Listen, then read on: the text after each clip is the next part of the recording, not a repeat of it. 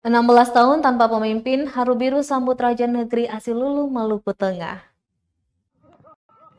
Suasana haru dan isak tangis mewarnai kedatangan Raja Negeri Asilulu, Maluku Tengah, Muhammad Risa Falevi Eli pada Minggu 22 Agustus 2021 kemarin.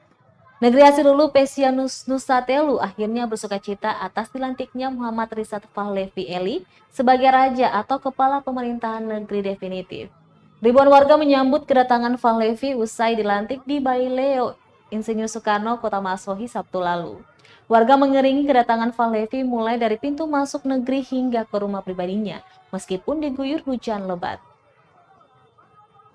Abdul Qayyum Eli, salah satu tokoh pemuda, mengatakan setelah tiba di pintu masuk negeri, Raja diantar menuju masjid untuk melakukan sholat sunnah 2 rakaat. Pelantikan Falevi itu sekaligus memutus mata rantai kepemimpinan penjabat KPN yang sudah berjalan kurang lebih 16 tahun lamanya. Lanjutnya proses penunjukan Falevi sebagai Raja Silulu setelah mata rumah parentah Eli Lumahatu Lumaupal menggelar musyawarah mata rumah yang dihadiri seluruh anak keturunan Eli Lumahatu Lumaupal. Atas hasil musyawarah tersebut, Tambahdia langsung diserahkan kepada Badan Saniri Negeri untuk ditetapkan sebagai Raja atau KPN Asilulu. Proses penentuan Raja tersebut baru tuntas setelah penjabat KPN ke-16, Rahmat Eli, menduduki jabatan penjabat selama 1 tahun berjalan.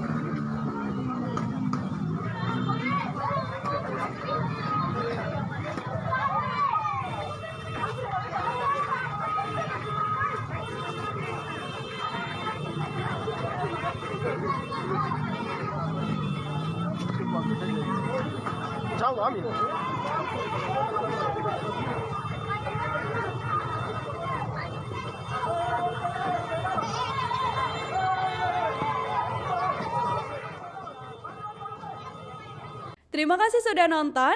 Jangan lupa like, subscribe, dan share ya.